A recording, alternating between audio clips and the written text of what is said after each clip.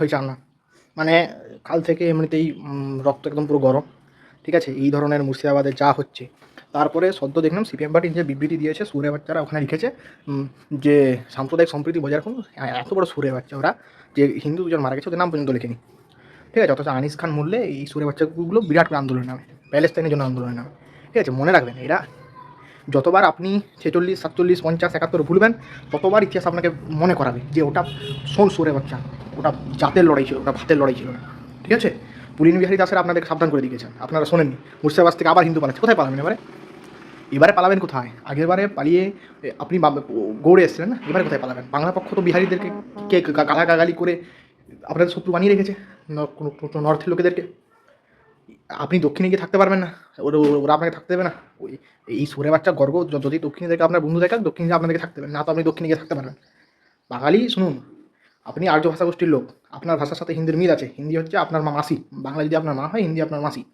হিন্দি ভাষা আমি বুঝতে পারি, ঠিক আছে। হিন্দি ভাষা বুঝতে পারি, তামিল ভাষা বুঝতে পারি না। আমরা কেন পারি না? তার অন্যতম কারণ হচ্ছে এটাই যে তামিলের সাথে আমাদের কোনো যোগাযোগ নেই, বাংলার, ঠিক আছে। এবার শুনুন, এই ধরনের ঘটনা আজকে নতুন নয়, এর আগেও হয়েছে। পুলিন বিহারী দাস কি লিখেছেন দেখুন নিজের বইতে, আত্মকথা, আগে আপনারা জানেন। এই সময় তো ঢাকা শহরে গভর্নমেন্ট ও নবাবের প্ররোচনা হিন্দুদের প্রতি মুসলমানদের পক্ষ হইতে নানা রকম উপদ্রব দেখা দিল। মুসলমান গাড়োয়ান, রাজমিস্ত্রি, অন্যান্য মুসলমানগণ পথে ঘাটে যেখানে সেখানে হিন্দুগণকে ভয় দেখাইতে লাগিল, যাহা খুশি তাহা বলিতে লাগিল, ঠিক আছে। এখানে স্পষ্ট করে দেখুন, তাই আমি নিয়ম করিলাম সমিতিতে কোনো মুসলমান ছাত্র নেওয়া হবে না, অর্থাৎ মুসলমানদেরকে ব্যান করে দেওয়া হলো অনুশীলন সমিতি থেকে, ঠিক আছে। শুধু তাই নয়, শুধু তাই নয়, এখানে শুধু তাই নয়, সেই ওই যে যারা আপনাকে বলে না একই বিন্দুতে দুইটি কুসুম, এই সমস্ত বালচাল বাংলা আগে ছিল না। এখন তো আবার এই সুরে বাচ্চাগুলো সোশ্যাল মিডিয়ায় প্রচার কী করছে দেখুন, সোশ্যাল মিডিয়ায় প্রচার করছে আর এসে দাঙ্গা বাঁধাচ্ছে। ওরে সুরে বাচ্চা, এখানে পুলিন বিহারী দাস লিখছেন বড় মন দিয়ে কী লিখছেন, হিন্দুদেরকে আক্রমণ করা হলো, এমন আক্রমণ করা হলো যে হিন্দু বাবা মায়েরা পুলিন বিহারী দাসকে সমর্থন করতে শুরু করলেন। অভিভাবকগণ বিচলিত হইয়া আমার লাঠি ছুরি খেলা সমর্থন করিতে লাগিলেন, তাই ক্রমে পুনরায় আমার ছাত্র সংখ্যা বাড়িতে লাগিল। এবারে দেখুন মানে কী ধরনের প্রস্তুতি, মানে কতটা পরিস্থিতি বিগড়েছিল যে পুলিন বিহারী দাসকে মহড়া যুদ্ধের প্রস্তুতি নিতে হচ্ছে। জানেন তো মহড়া যুদ্ধ কখন করা হয়? মহড়া কখন করা জানেন? কারা করে মহড়া করা হয় আর্মি, বড় বড় আর্মি যে থাকে দেশের, তারা কোনো জায়গায় স্ট্রাইক করার আগে মহড়া করে যে যুদ্ধ হলে কীভাবে লড়বো। সিচুয়েশন সেই সময় বাংলাদেশে এতটাই খারাপ, যেগুলো আপনাকে অবশ্যই ইতিহাসে পড়ানো হয়নি, পড়াবে না, কিন্তু এখানে পড়ুন আপনি। এটা প্রাইমারি সোর্স, পুলিন বিহারী দাস অনুশীলন সমিতির প্রতিষ্ঠাতা সদস্য, এই মিত্র প্রতিষ্ঠা করেন ওই সময় সদস্য, উনি অন্যতম বাংলার শ্রেষ্ঠ বিপ্লবীদের মধ্যে একজন। ওনাকে হাইলাইট করা হয়নি এই কারণে যে উনি সত্যি কথাগুলো লিখে গেছেন, উনি লিখে গেছেন যে কী কী হয়েছে, বাকিরা তো লেখেনি।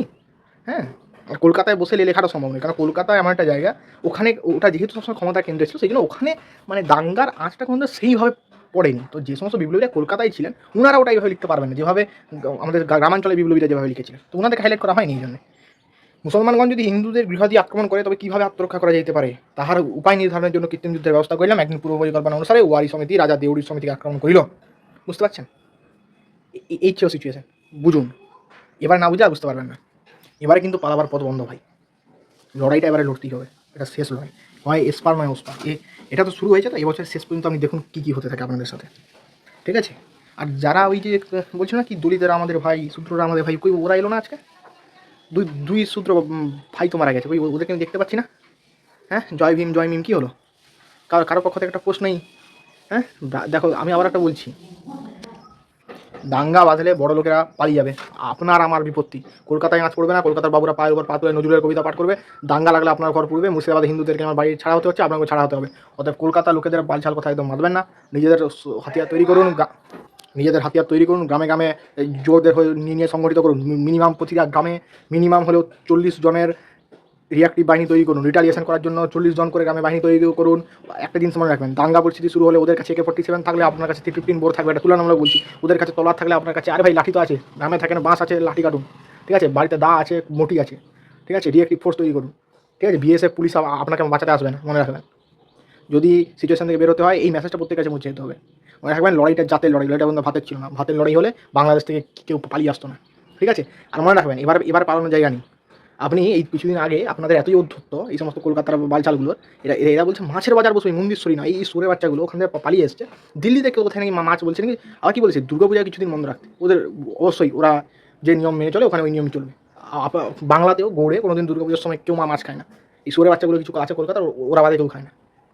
আপনি সবাইকে শত্রু বানিয়ে রেখেছেন, আর যাদেরকে আপনি ভাই ভাবতেন ওরাই এখন আপনাকে মাছ দিচ্ছে, এটাই হচ্ছে নিয়ম, ঠিক আছে।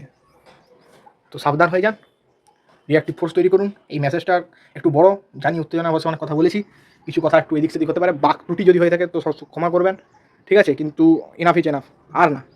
এবার তো পিঠ থেকে গেছে ভাই, এবার কোথায় যাবেন? পশ্চিমবঙ্গ ছেড়ে দিয়ে কোথায় যাবেন এবারে? বাকি গেলে আপনার বাংলা ভাষা পুরো কিচ্ছু থাকবে না, সব পিছনে ঢুকে যাবে। হ্যাঁ, কিছু কলকাতার মাল জানি ওরা ওরা ওরা ওরা কনভার্ট হয়ে যাবে, ওদের কথা বাদ দিন। আপনি কি হবেন? নিচেটা কাটাবেন কি? ভেবে নিন এবারে। আর কনভার্ট এবার হয়ে গেলে বাংলা ভাষা থাকবে না, আব্বু আম্মি হয়ে যাবে সবই। তো তৈরি হন যুদ্ধের জন্য। ভিতরে যদি ঋষিদের রক্ত একটু এক ফোঁটাও যদি বেঁচে থাকে ভিতরে, আর যদি নিজের ইষ্ট দেবতাকে প্রতিদিন আপনি পুজো করে থাকেন, ঠিক আছে? প্রতিটা গ্রামে 20 জন ছেলে তো আছেই রে ভাই, তৈরি করুন না। জয় শ্রীরাম, হর হর মহাদেব।